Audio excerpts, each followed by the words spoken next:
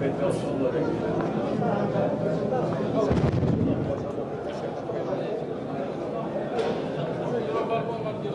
بوغرة المتعود على مثل هذه الأجواء بعد تلك التي كانت سنة 2010 وموقعة درمان، ويشهد على استقبال الشارعي والأنصار الجزائريين لمنتخب بلادهم واعتزازهم بالانتماء والفخر الكبيرين.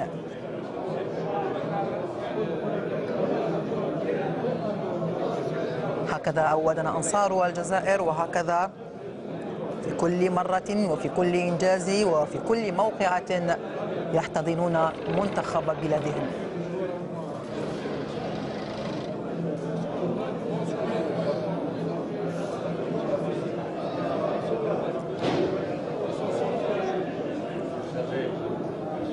الرحلة كانت طويلة من البرازيل إلى الجزائر، تعب كبير في شهر رمضان، لكن التشكيلة الوطنية أبت إلا أن تتقاسم هذه الأجواء مع الأنصار وتتعايش وتعيش معهم هذه اللحظات التي من شأنها أن تدخل التاريخ.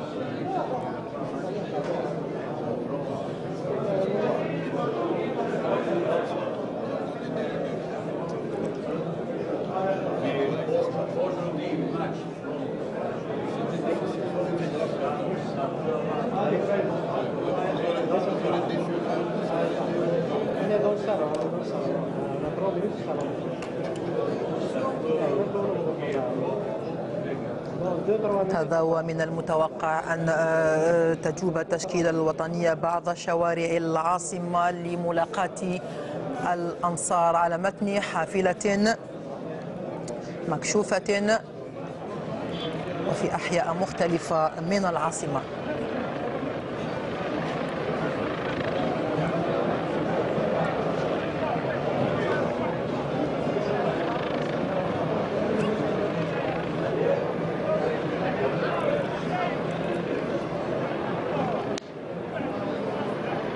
وأيضا رقص وفرحة